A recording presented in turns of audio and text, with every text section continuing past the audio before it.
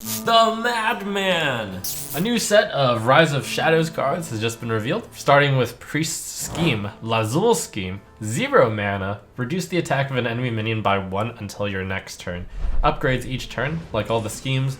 The longer this sits in your hand, the more this upgrades. So it could reduce the attack of an enemy minion by 10. Just wait 9 turns, lol. And it's until your next turn, so this is a semi-unique effect similar to Curse of Weakness, where the reduction lasts a whole turn, including your opponent's turn. Now here's a fun fact, and this is true, every single 0 mana card in Hearthstone has seen play. And I feel like this little scheme will be no different. Potentially combos with the other 0 mana priest card, Topsy-Turvy, for a 0 mana Assassinate. Wow. Perhaps even more striking, Lazul Scheme can combine with Cabal Shadow Priest to mind control something plus get a Yeti. Really nice control priest tool. And furthermore, there's also the potential to have a Lazul Scheme Shadow Madness Divine Spirit Inner Fire deck.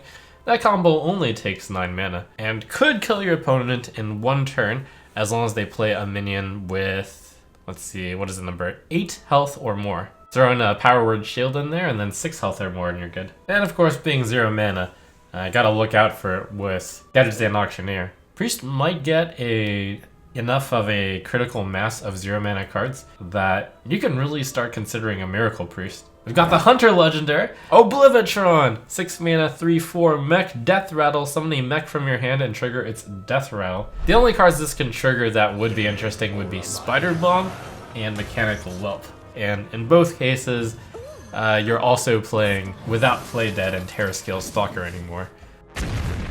It seems like this is an attempt to push back another Death Rattle Hunter type card, and I expect to see at least one more mech with Death Rattle in Hunter because Oblivitron is here, and of course you would need something to be printed alongside Oblivitron to not make it ridiculous. It's a lot like Voidcaller, just 2 more mana, with the bonus that you get to trigger its Death Rattle when it comes in, so it's setting up some sort of value Hunter deck, which is going to be a tough spot to fill. We'll see if that works out. If it does work though, we've got Fireworks tech still in order to specifically trigger Death Rattles and mechs. So pretty much the world where I see this card being good, or a deck could be formed around it, is we need to get a high cost mech card similar to Sneed's Old Shredder, but actually even stronger than that. And then it would be a deck that requires you to get those 2 cards in your hand so that you can play Oblivitron and then Fireworks Tech Oblivitron. And then you can actually trigger Oblivitron the next turn as well with the other mech in your hand. That's going to be pretty tough. Oblivitron has a long ways to go before being good. We'll see. Improve Morale. A warrior 1 mana spell. Deal 1 damage to a minion. If it survives, add a lackey to your hand.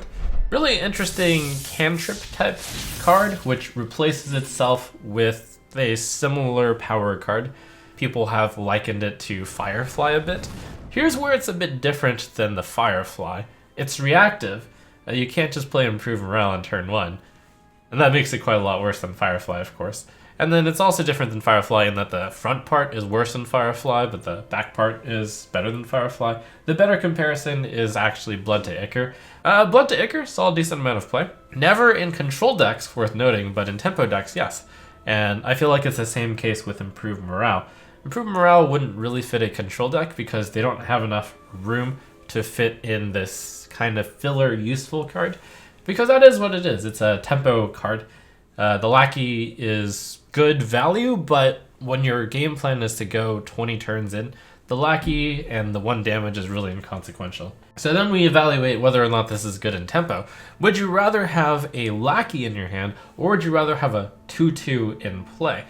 In that comparison, you can kind of think of that 2/2 as like a 0 mana 2/2. And what's better, 0 mana 2/2 or 1 mana 1/1 with a kind of 1 mana spell type effect? And it's a little bit comparable, but in terms of pure tempo, the 0 mana 2/2 is better. So Improved Morale ends up being in that spot where it's different than Blood to Ichor. We'll see whether or not it sees play. If it does see play, it's probably in a tempo variant. And interesting cards to combine with this would be, of course, Execute, but there's also Devastate, which would be really tempo heavy, 2 mana to deal 4 damage to a minion. takes 2 cards, but where are you going to get all these cards? It's a type of card that is just kind of on the fair border, which makes it a good arena card. Will be a good constructed card, we'll see. Speaking of really good arena card, this is perhaps one of the most insane cards for the arena ever printed. Omega Devastator, 4 mana, 4/5 mech for warrior. But wait, that's not all. Battlecry, if you have 10 mana crystals, deal 10 damage to a minion. This is insane for an Omega card because most of the Omega cards really sucked if you played them without the Omega effect. Whereas this card, if you play it on turn 4, it's a 4/5. That's actually good. On turn 4, in Constructed, if you play a 4/5, that is good. People ask, why not just play Yeti then? It's because if you play Yeti on any turn other than turn 4, it's pretty bad. But that's the nice thing about this card. Great on turn 4, but also really good on turn 10. I think it's so good that it will find a home in Control Warriors. Certainly with Dr. Boom Mad Genius already giving mechs rush, Omega Devastator becomes so much better. Not just that, even if by some freak chance this somehow doesn't make the cut in Control Warrior decks, you're gonna still discover this all the time with Omega Assembly. This card is a major buff to Omega Assembly, since this is a really strong mech. And to Dr. Boom Mad Genius as well, when you discover a mech, you'll discover Omega Devastator all the time in the late game. That's when it shines. I'm shocked at how strong this card is. I would even go as far to say that seeing this card puts Warrior in the clear frontrunner as best deck post-rotation so far, given what we've seen. Warrior's already had a good base of cards, and this might be the best card I've seen revealed so far. And finally, I saved the best for last. It's the scheme of the head honcho of all the villains, Reform Scheme!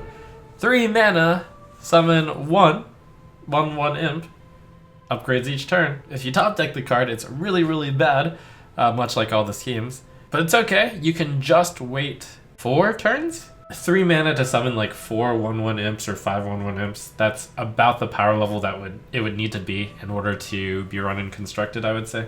Since it needs to sit in your hand for about 3 or 4 turns in order to be like a normal top deck level power worth of card, it's not going to be good in Zoo, since Zoo often needs to play the top decked card since it's a deck that relies on using life tap and then playing 2 cards a turn. So Reform Scheme is probably intended to be used in some sort of specific control or combo deck where you summon a bunch of guys and then maybe use them as fodder for upgrading your other stuff.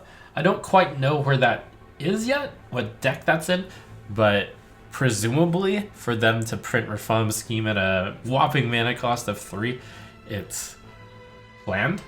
Worth mentioning is that Reform Scheme gives Warlock the critical mass in order to summon lots of imps with Fiendish Circle, if that was ever a direction for Warlock to head in.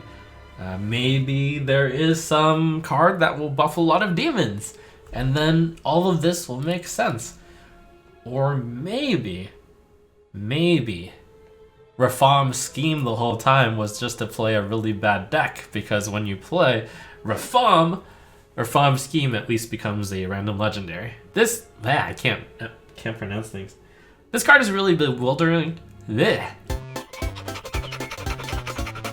This card is really bewildering because it has a lot of things that are strange in it. First of all, it's like very weak. It probably could have been 2 mana. Secondly, what does Reform have to do with summoning imps? I don't really know. He hasn't really associated himself with imps in the past. But maybe this is a hint towards what else Reform is going to do. But I'll just throw out a few ideas for how you would play Reform Scheme. You could play Grim Rally with it. You could play Spirit of the Bat with it. And then you can play it with Knife Juggler as well. In all of those cases, it seems terrible, but just throwing it out there. So those are the new cards. Stay tuned for more new cards.